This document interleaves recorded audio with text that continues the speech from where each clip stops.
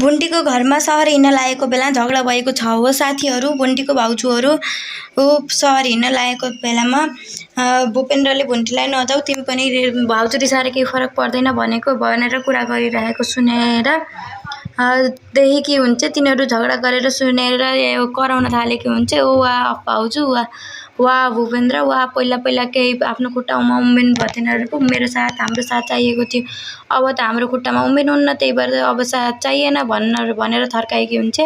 त्यतिकैमा भूपेन्द्रले होइन भाउजू त्यस्तो होइन हजुरले गलत बुझ्नुभयो मैले भन्न खोजेको अर्को हजुरहरूले गलत बुझ्नुभयो भनेर कुरा टार्न खोज्दै गरेको हुन्छ। त्यतिकैमा होइन होला दाइले भन्छ भूपेन्द्रको दाइले भन्छ होइन होला त्यस्तो होइन होला कुरा अर्कै होला हामीले गलत पनि त बुझ्न सक्छौँ भनेर बुढाले सम्झाइरहेको हुने गर्दछ। त्यतिकैमा आयो भूपेन्द्रले पनि होइन म त्यस्तो गर्न खोजेको होइन भनेर भुन्टीले पनि भनिरहेकी हुन्छ।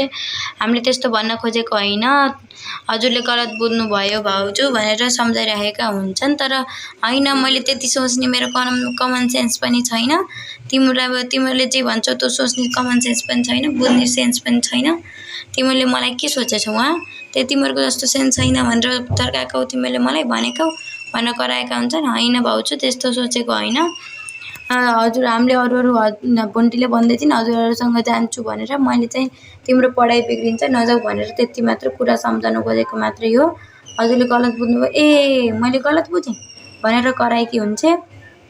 मैले गलत बुझेँ कि होइन मेरो छोरालाई मैले भिडियो बनाउन लाउँछु मेरो यस्ता कुरा त मैले बाहिर देखाउँछु भनेर उसले घुर्की लागेकी हुन्छ। धेरै घुर्की लाएर उसले सहर हिँड्न थालेको बेलामा पनि धेरै झगडा गरेको देखिएको पाइन्छ यो भागमा चाहिँ हेर्न सक्नुहुन्छ। भुन्टीले धेरै सम्झाउँछिन् भुन्टीले त्यो भाइले भिडियो बनाएको देखेर भुन्टीले भनेकै हुन्छन् यस्तो नगर यस्तो गर्ने होइन भनेर भनेकै हुन्छन्।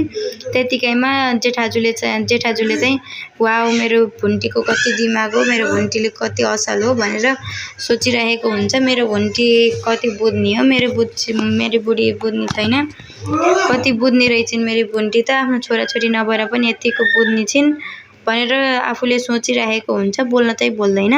त्यतिकैमा उसले भिडियो बनाउन भन्छ आफ्नो छोरालाई भिडियो बनाउँदै म त कन्फ्युज भएँ मम्मी कन्फ्युज भएँ मैले के गरौँ आन्टीको कुरा मानौँ कि हजुरको कुरा मानौँ कि कसको कुरा मानौँ भनेर लडिरहेको हुन्छ। मेरो कुरा मान मेरो मैले जन्मको छोरा होइन भनेर भनेको हुन्छ उसकी मम्मीले।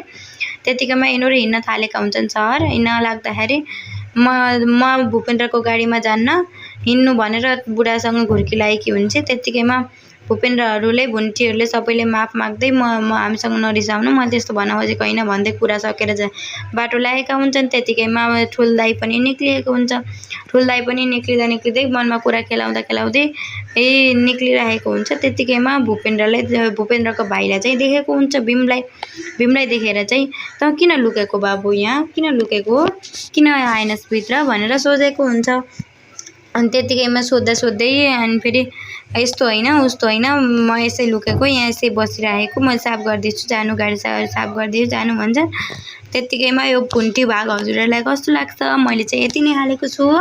हजुरहरूलाई पुरा भाग हेर्नु छ भने सुकुमाया टिभीमा गएर हजुरहरू हेर्न सक्नुहुन्छ भुन्टी। अनि हजुरहरूलाई कस्तो लाग्छ यो भाग प्रतिक्रिया दिन नबिल्नु होला है त साथीहरू।